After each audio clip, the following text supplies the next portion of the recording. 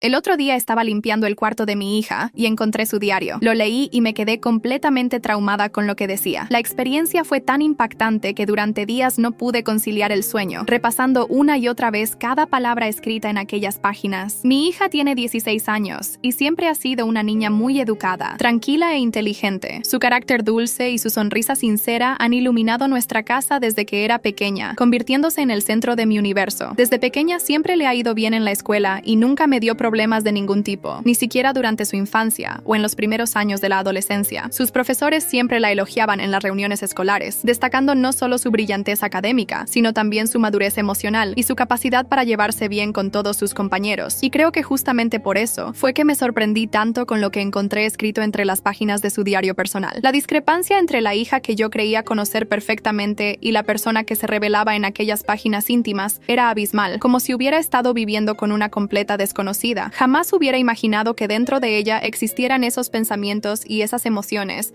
que nunca había expresado en voz alta. Era como descubrir un océano profundo bajo lo que yo creía que era simplemente un estanque tranquilo. Me separé del padre de mi hija cuando ella tenía apenas 8 años, pero nuestra relación como expareja siempre fue muy buena y cordial. El proceso de divorcio, aunque doloroso como todos, transcurrió con una madurez y un respeto mutuo que muchas parejas en nuestra situación hubieran envidiado. A pesar de la ruptura, seguimos siendo buenos amigos, manteniendo una relación respetuosa y cercana, sobre todo por el bienestar emocional y psicológico de nuestra hija, que era lo más importante para ambos. Nunca hubo gritos frente a ella, ni la utilizamos como mensajera o como arma para lastimarnos mutuamente. Siempre priorizamos su estabilidad por encima de nuestros propios sentimientos o resentimientos. Desde la separación, ella vive conmigo en nuestro apartamento, aunque visita a su padre regularmente los fines de semana y durante algunas vacaciones escolares. Establecimos un régimen de visitas flexible que se adaptaba a las necesidades de nuestra hija más que a las nuestras propias. Durante mucho tiempo después del divorcio, estuve completamente sola sin pareja, dedicándome enteramente a mi trabajo y a la crianza de mi hija, completamente enfocada en mi vida profesional y en darle la mejor educación y cuidados posibles a ella, sin pensar siquiera en volver a iniciar una relación sentimental con nadie. Los años pasaron entre rutinas escolares, reuniones de trabajo, tareas domésticas y actividades extracurriculares, formando un patrón predecible pero confortable que nos dio estabilidad a ambas durante una etapa crucial de su desarrollo. Después de varios años viviendo de esta manera, centrada únicamente en ser madre y profesional, conocí a alguien que comenzó a despertar sentimientos en mí que creía olvidados. Fue durante una conferencia relacionada con mi trabajo. Él era uno de los ponentes y su pasión por su profesión me cautivó desde el primer momento. Todo empezó de manera casual e inocente. Nos presentaron durante el cóctel posterior a las charlas y la conversación fluyó con una naturalidad sorprendente. Intercambiamos números y empezamos a hablar todos los días por mensajes y luego por llamadas telefónicas. Al principio era solo eso, simples conversaciones entre dos personas adultas, intercambios de ideas y experiencias sin ninguna intención romántica, al menos no de mi parte. Nuestras charlas abarcaban desde política y literatura hasta anécdotas cotidianas y problemas del trabajo, pero con el paso de los días y las semanas, él se mostraba cada vez más interesado en mí, en mi compañía, en mis gustos y en mis opiniones sobre diversos temas. Sus mensajes cada mañana se convirtieron en una parte importante de mi rutina diaria, algo que esperaba con ilusión incluso antes de levantarme. Me hacía sentir valorada e interesante después de tanto tiempo enfocada solamente en los demás. Poco a poco, fui redescubriendo facetas de mi personalidad que había olvidado, partes de mí que habían quedado adormecidas bajo el peso de la responsabilidad maternal. Pasaron algunos meses de esta dinámica de amistad y conexión creciente, hasta que un día, durante una cena casual en un pequeño restaurante italiano que habíamos descubierto juntos, me sorprendió pidiéndome formalmente que fuéramos novios, como si fuéramos adolescentes. La propuesta me tomó completamente desprevenida. Había disfrutado tanto de nuestra amistad que no me había permitido pensar seriamente en la posibilidad de algo más. Debo mencionar que él es 7 años menor que yo, una diferencia de edad que en ese momento me parecía un abismo insalvable. Cuando mencionó su edad durante nuestras primeras conversaciones, la cifra quedó grabada en mi mente como un recordatorio constante de por qué debía mantener nuestra relación en el terreno de la amistad. Por ese motivo, al principio dudé muchísimo sobre la viabilidad de una relación seria entre nosotros. Me preocupaba enormemente la diferencia de edad, lo que dirían mis amigos, mi familia, mis compañeros de trabajo e incluso los padres de las amigas de mi hija. Imaginaba miradas de desaprobación, comentarios a mis espaldas y quizás incluso juicios directos sobre mi madurez y sensatez. Todos esos pensamientos me atormentaban constantemente, impidiéndome ver con claridad lo que realmente sentía por él. Así que fui postergando la respuesta definitiva, dándole vueltas al asunto durante semanas, analizando pros y contras, sin atreverme a dar el paso decisivo. Cada vez que parecía estar cerca de tomar una decisión, nuevas dudas surgían para paralizarme. Pero llegó un momento inevitable en que me di cuenta de que realmente me me gustaba mucho, que estaba genuinamente ilusionada con la posibilidad de iniciar una nueva etapa en mi vida sentimental, y decidí darme esa oportunidad que tanto merecía después de años de soledad. Fue durante una tarde de domingo, mientras veía a mi hija preparándose para regresar a casa de su padre después del fin de semana conmigo. Observándola tan crecida, tan independiente, comprendí que ella estaba construyendo su propio camino y que yo también merecía la oportunidad de reconstruir el mío. Finalmente acepté ser su novia, aunque debo confesar que estaba extremadamente nerviosa por contárselo a mi hija. No sabía cómo iba a reaccionar una adolescente de 16 años